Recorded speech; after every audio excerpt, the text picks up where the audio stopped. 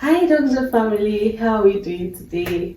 It's your girl Doxa Nurse. Today I'm going to be bearing that nurse behind that my name. I'll be working alongside it today. So today, as you can see from the title, we're talking about polycystic ovarian syndrome, also nicknamed like known as PCOS, short form as PCOS, polycystic ovarian syndrome. So, what should we start from? Where do we start from? This is dedicated to all ladies that are battling with polycystic ovarian syndrome because it is really a lot for some people. It comes in various types. There are the mild one that some don't even know they have it, while there are some that it's really affecting them, their physical and emotional well-being, and even down to their lifestyles and all. So this is dedicated to all the women ovarian syndrome. You are loved, you are cherished. Well done. You are a true warrior. Well done. So today we're talking about, like I said, polycystic ovarian syndrome. And the first thing I'll be talking about are the statistics of polycystic ovarian syndrome. I want us to know that 8 to 13% of reproductive age women, like women of reproductive bearing age, and when I say reproductive age, is from age 18 to 35 years. Although some people actually give more than that, some studies give like till 40, but the normal one is the normal bracket for reproductive age, so it's between 18 to 35 years. So women within that age bracket, about 8 to 13% of them have polycystic ovarian syndrome. About 8 to 13% of women within reproductive age has polycystic ovarian syndrome. I'm still laying down the statistics for us. And also I want us to know that 70% of affected women, they remain undiagnosed. That is, out of these 8 to 13%, 70% of them, they remain undiagnosed. Like, they don't know they have it because it's not affecting them. It's not deterring them from giving birth. It's not showing in their physical attributes or affecting their emotional well-being and all. So 70% of some women don't even know that they have it. And this polycystic ovarian syndrome, in 90% of cases, it is the cause of anovulatory infertility. In some polycystic ovarian syndrome, most cases, in 90% of, when we say anovulatory infertility, that is infertility caused by inability of a woman to ovulate. And if a woman is not ovulating, she can't produce eggs. Ovulation is when you produce eggs, where sperm meet up and everything. So if a woman is not ovulating, she's not going to be able to fertilize. Like, fertilization won't take place, and no implantation and all of those things, won't be able to get pregnant. So in 90% to 95% of it, of anovulatory infertility, it is caused by polycystic ovarian syndrome. And I also want us to know that polycystic ovarian syndrome affects our the women, the affected group. Some of them, it affects their physical and emotional well-being. So that's why I said this is dedicated to them. It is not just about the clinical characteristics and all. It affects some people's physical and emotional characteristics.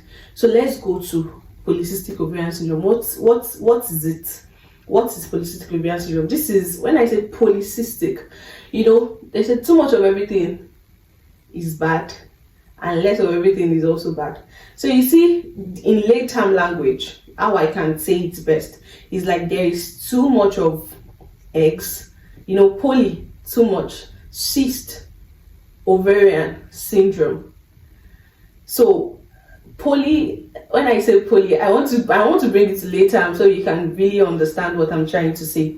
So when I say polycystic, like the eggs, the cyst in the ovaries, we have some follicles that houses the eggs, which women brings to earth. Like, we carry it from birth. We have it from birth. All of these follicles, all of these eggs, the needed eggs you've been using throughout your life, you have it from birth. But there are some people that this is a lot. It's so much, and the body responds too much to it. Like, by the time they are ovulating, they are producing more than they are supposed to produce, and their hormones are actually not in the balanced state where it's supposed to be. when we also say polycystic ovarian syndrome, there are some things that it is noted for. To say someone has polycystic ovarian syndrome, he or she must tick 2 out of those 3 characteristics. He or she must tick 2 out of these 3 characteristics. And the first characteristic is that an ovulation or oligo-ovulation, that is no ovulation, or like maybe once in 3 months the person ovulates. Before a doctor can say this person has polycystic ovarian syndrome, he or she must have I said he or she, it's only a she thing, please, I'm sorry. She must have oligovulation or anovulation. That's the first one.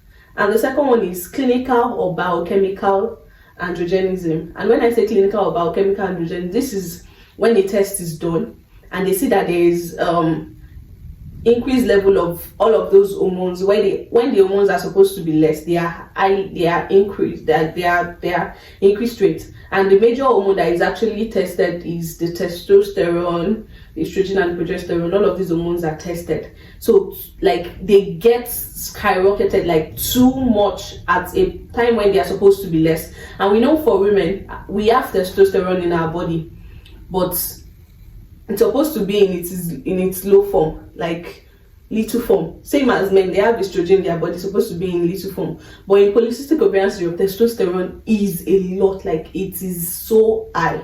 So if a person shows up with oligovulation / or anovulation, I've explained that. Clinical or biochemical androgenism, I've explained that. Then the last one is polycystic ovaries, that is at ultrasound. I've talked about the subjective data and the objective one. Now for ultrasound, a doctor does a sonographer does an ultrasound.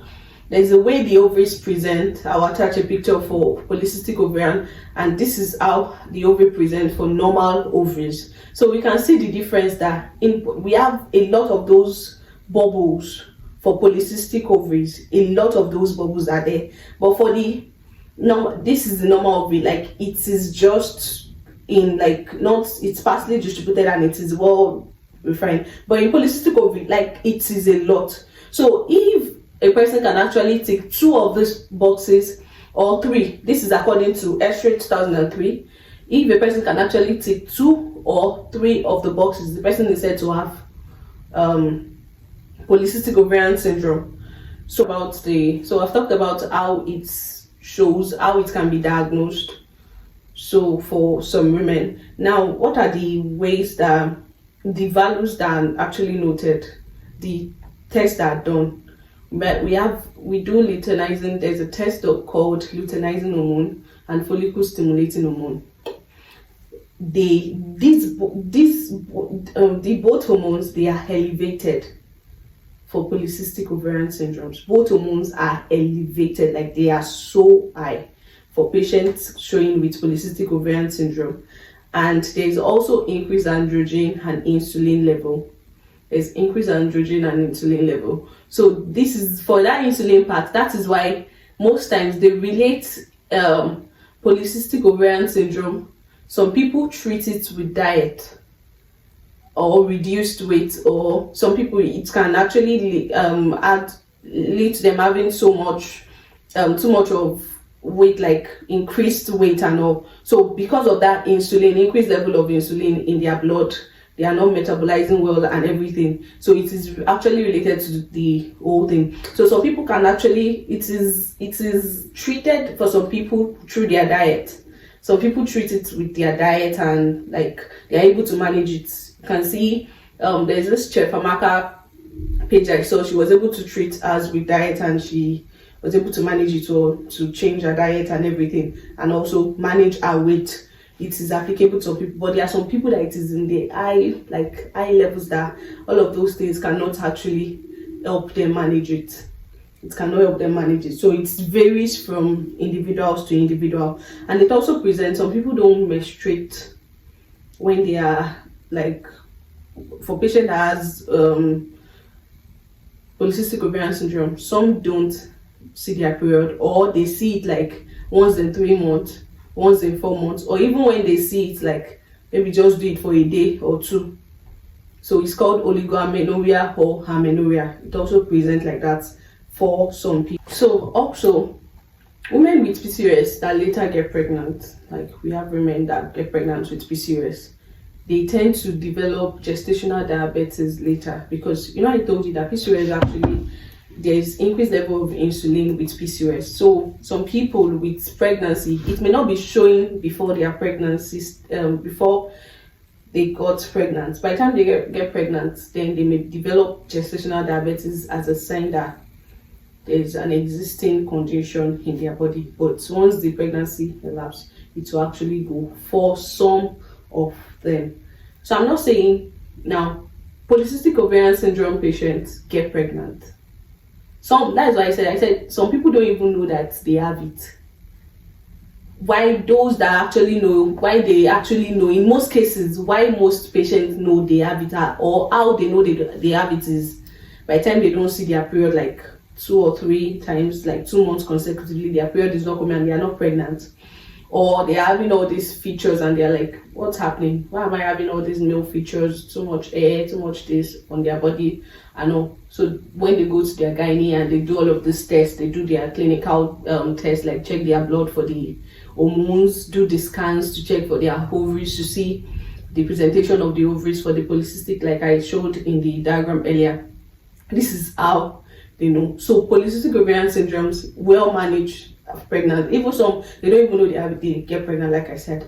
But what is some people now, like, what do we do for patients? Most polycystic ovarian syndrome patients in the long run that have issues with infertility due to their anovulation, they tend to accept assisted reproductive technology, which is IVF, ICSI, and the likes. They tend to IUI, they tend to do the assisted reproductive technology to give them a better chance of getting pregnant. And for hospitals that are doing all of this assisted reproductive technology for PCOS patients, they tend to be on the lookout more, because by the time you induce them with this estrogen that they were not producing, that they are supposed to produce, they have the eggs and all, they have the follicles already. So you have to give them the estrogen they were not producing, that didn't allow them to have that pregnancy. To achieve that pregnancy, you give them the injection. So you have to be on the lookout for ovarian hyperstimulation, because now that you're giving them that estrogen, their ovaries may now over respond and produce too much of follicles, and they begin to, by the time you are trying to retrieve them, they begin to present with all of this distended abdomen and everything. So any patient with PCOS looking out for assisted reproductive technology, like trying to achieve pregnancy and trying to go for assisted reproductive technology, doctors are always on the lookout for their response during the course of the treatment. And to prevent any complication in the course of treatment, they always try to like cover their head and like, please try to check or do all of the necessary checks so that there won't be any them say in the whole situation or in the whole process.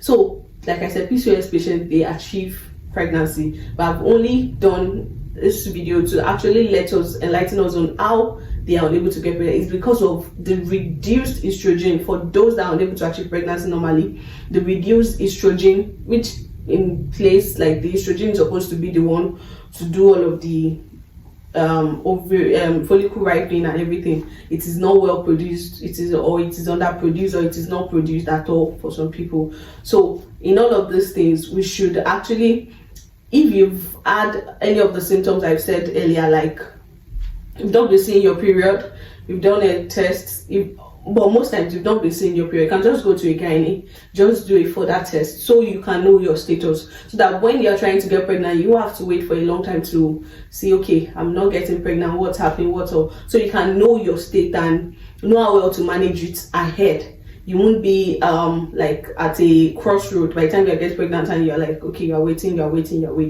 because it's like I said, it's a leading factor for an ovulatory infertility. So if you're not seeing your period and you're saying you're not, please just see your gynae. Be close to patient PCOS are very close to their gynaes, because they tend to have a lot of hospital appointments and everything. But it is well managed in Nigeria presently. PCOS is well managed in Nigeria, and there's no cause for alarm if you've been diagnosed with polycystic ovarian syndrome. It is well managed. Just go to the best hospital. You'll be well managed for your symptoms and well taken care of. I hope this video has been able to enlighten us on what polycystic ovarian syndrome is and what is not. And also I want to state this, that polycystic ovarian syndrome also runs in families. It runs in families. It runs in families, but its manifestation actually determines, like, it's different for some people. Like, there are some statistics that says, I don't know how true it is and I won't want to be quoted, that more Igbo, like in Nigeria, more Igbo people, due to their ethnicity, they tend to have polycystic ovarian syndrome. I don't know how true that is. Like I said, I don't know how true that is, and I won't want to be quoted. But that's one statistics I saw online that said it varies from ethnicity to ethnicity.